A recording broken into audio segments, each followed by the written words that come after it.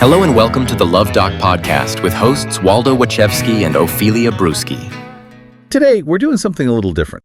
We're stepping away from the usual crunch of data and diving straight into some pure, unadulterated relationship chaos. We are. We're looking at this dilemma of a brand new, very promising relationship that suddenly runs into this huge, immovable wall, a cross-country move. It's that ultimate romantic question, right? Mm-hmm. Can this budding commitment possibly defeat the just crushing weight of logistics? Exactly. And our mission today is to unpack a Luv Doc letter. The reader, we're calling him Active Dancer, wrote in. And we're really going to dissect the incredible, almost theatrical response from the Luv Doc. Okay, theatrical is a good word for it. It's just remarkable because the Luv Doc approaches this whole situation not with, empathy, but with this bizarre blend of political rants, really strange historical references, and deeply biased cultural commentary. And all of that is in service of solving a pretty simple dating question. Mm-hmm. So the stage is set perfectly. Our reader, Active Dancer, he's just gotten back into the rhythm of dating. He's found a passion in his local music and dance scene, and crucially, he's found his favorite dance partner. Everything was clicking. Exactly. Yeah. He felt he was ready to move beyond just casual hangouts, and in his words, step it up a notch. But the timing, as it so often is, was just cruel. Just as he's ready to do that, she drops the classic romantic curveball on him. He's moving. She's moving across the country in January, which leaves them this 2-month countdown. So his confusion, and this is really the kernel of our whole deep dive, is logistics versus emotion. Should he have been more aggressive earlier? Is 2 months even enough time for anything meaningful? He feels like the clock has run out on this really rare connection he's found. And that confusion is exactly where the Luv Doc decides to jump in. But not with, psychological counseling? No, with an immediate, almost hostile interrogation of American geography. It's amazing. The Luv Doc completely bypasses the emotional weight of it and just zeroes in on that one phrase, across the country. Yeah, he needs to know, is this across the country's width or breadth? And that framing right there, it just immediately turns this emotional crisis into, a geopolitical one. So what's the strategy there? Because it's so unconventional. Well, the strategy, I think, is fascinating. The Luv Doc seems to be trying to overwhelm the reader with so much complexity, so many absurd details, that the final, simple advice, the emotional punchline, it lands like this profound earned relief. Okay, so they start by just trying to eliminate half the map. Immediately, with these really aggressive and exaggerated geographical filters, starting with due north. Right, and the dismissal of due north it's just legendary. The doc basically assures Active Dancer that no reasonable person would make this move in January. First, he claims that flying to Bismarck, North Dakota is somehow both more expensive and takes longer than flying to Seattle. A claim which, who knows if that's even true, but its factual accuracy doesn't matter. Not at all. No, the Luv Doc isn't interested in current airfare. What they're doing is deploying this extreme historical and meteorological touchstone to just solidify this destination as a total impossibility. He claims that from January through April, anywhere north of Omaha is literally only accessible by dog sled. Dog sled. Yeah. And to prove this, he drags out this incredibly high-stakes reference to the tragic plane crash. Yeah. Buddy Holly, Richie Valens, and the Big Bopper. Mm-hmm. And he concludes the move can't be due north because, and he's referencing a song lyric here, you can't ask them about the weather because the levee is dry. It's absurd. But let's pause on that absurdity because it really reveals the strategy, like you said. This isn't just a casual historical reference. He's using this high-stakes tragedy, the day the music died, to apply this unnecessary, almost mythological gravity to a simple dating problem. It's an intellectual intimidation tactic. So by linking the destination to frozen tragedy, he just eliminates a whole direction based on fear. Exactly. Fear and historical metaphor. He concludes that unless the dance partner is a White Walker or of Nordic descent, she is not braving the frozen north. Wow. That is a powerful use of narrative to dictate logistics. So a massive chunk of the country is just gone, whacked off the map. And due south is dismissed just as quickly, but with a completely different flavor of regional exaggeration. Right, because due south, according to the source, that doesn't even count as across the country. No, it's just across the state line. It's trivial. And to illustrate this, the Luv Doc uses this very specific, and I have to say highly exaggerated Texan analogy. They say that hypothetically, if you had enough water, some night vision goggles, and an AR-15 with some hog rounds, Yeah. you could supposedly walk down to Harlingen in about 5 days. And that ridiculous specificity is designed to make the distance seem so negligible it can't possibly be a relationship challenge.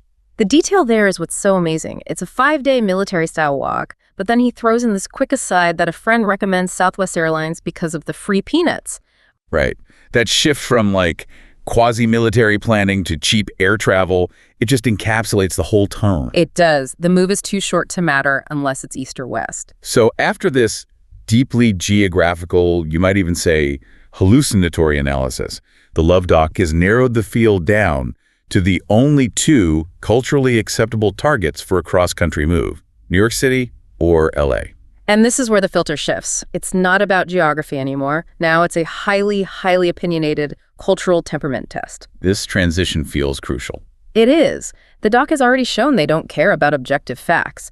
Now they apply this subjective, aggressive cultural lens to the 2 remaining cities, basically setting up these roadblocks for active dancer that have absolutely nothing to do with his actual relationship.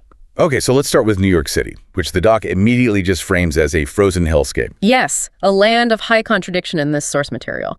On one hand, practically the doc notes that New York is cheap and quick to get to in January. The airlines are pretty much paying you to go. Which sounds like an encouraging sign for our guy. You'd think so. But that welcome mat is pulled away almost immediately because of the weather and this incredibly provocative social assessment. This is where he praises New York's electoral choices, right? Applauding their, quote, pendulous big apples in electing an openly socialist mayor. Exactly. And that political endorsement, it feels like a positive sign. But here's the deliberate sabotage. Despite that ideological support, the Luv Doc strongly advises against visiting until June. Why? Because NYC is a frozen hellscape in January. Holy crap! You're psychotically obsessed with the Luv Doc, but can't think of a flashy gauche way to share your obsession with the world? Stop thinking and make a beeline for the Luv Doc's home sweet home on the interwebs, thepleasurecraft.com, where you can find a veritable treasure trove of sick merch that will make even your coolest friends super gel. Honestly, I don't know why you didn't already think of this yourself, but you're welcome. Have fun on the Pleasure Craft. It was made just for you. Let me spell it out for you one more time. www.thepleasurecraft.com.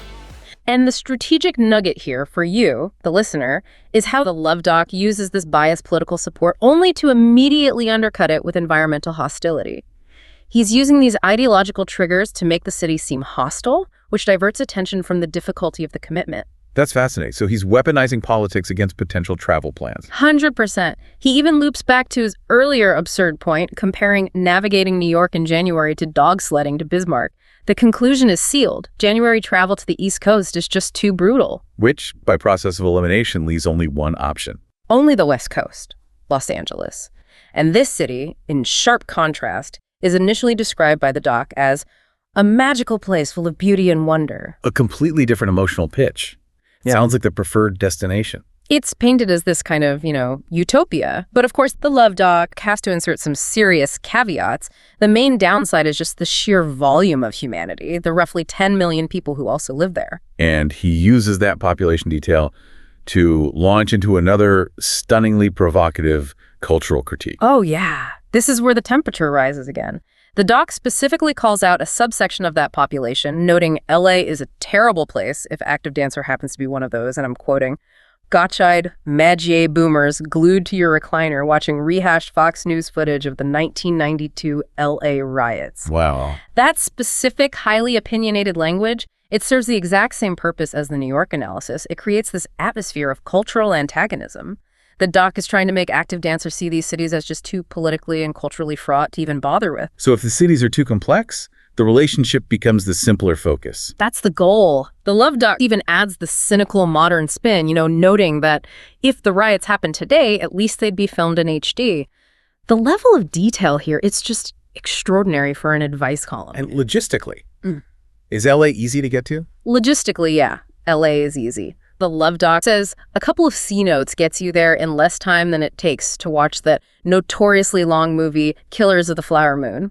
Okay. But this relatively mild assessment is immediately followed by what is maybe the most aggressively biased line in the entire column. Yeah, and we really need to present this one verbatim from the Luv Doc, because it's just so crucial to understanding the Luv Doc's argumentative style. It is. The Luv Doc includes this stunningly hyperbolic statement, citing a completely fabricated Bible quote that says, "Never trust white people. Keep an eye on the pale skins. And we have to be absolutely clear here. We're just relaying the Luv Doc's content. Absolutely. We're showing you, the listener, the full context of the Luv Doc's wildly dramatic and aggressive filtering process. But the goal is singular. Eliminate every single option except for total emotional commitment. The logistics are terrible. The politics are insane. So stop worrying about the 2 months and worry about the relationship. The Luv Doc has created such a ridiculous, antagonistic environment around the move itself that when he finally returns to Active Dancer's actual question, how do I proceed? Yes, the answer feels like a profound relief. So the core challenge is just restated. If Active Dancer wants her to be more than just his favorite dance partner, he can't just commit to a couple of 2 steps. He needs bigger, more meaningful steps of commitment. And the Luv Doc acknowledges that, the idea of a long-term relationship is daunting, especially if our guy feels like he has baller status in his current home of River City. Why risk that comfort? But then the analysis just pivots immediately to the most positive sign in the whole letter. This is the crucial green light. Yes, and we need to emphasize this for you, the listener. The Luv Doc zeroes in on the single most promising detail. She actually asked him for his opinion on how they should proceed. That gesture, that invitation, it's a massive signal. It's the ultimate pivot point.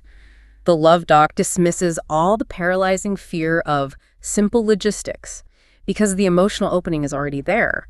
The hurdles flight costs, winter travel, the alleged political climates, it's all just secondary noise. And the Luv Doc boils all this geographic and political chaos down to one single memorable cultural mantra. The only correct answer, according to the Luv Doc, is borrowed straight from Friday Night Lights. Clear eyes, full hearts. That's it. After all that, it's that simple. Clear eyes about the reality of the situation, full heart about the commitment he's willing to make. The tactical instruction is clear. Active Dancer has to stop focusing on the 2-month deadline.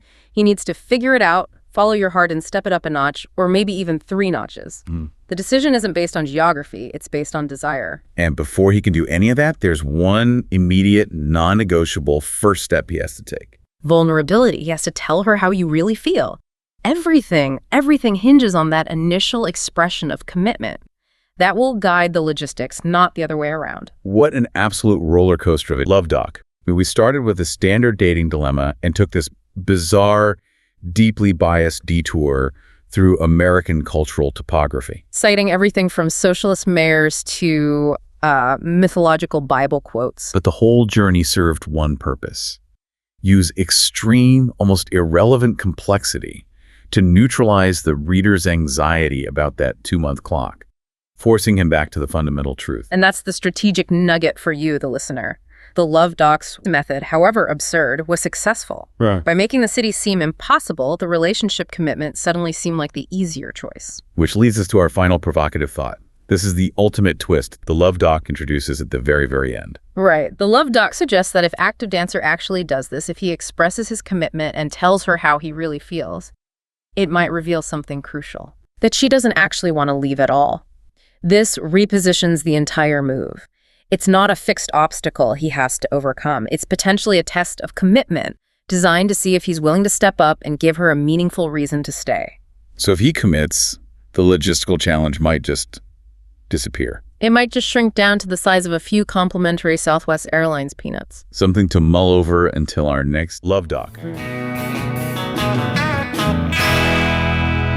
To read the column that spawned this podcast, go to austinchronicle.com/columns/the Luv Doc. There are probably worse things to do with your time, right?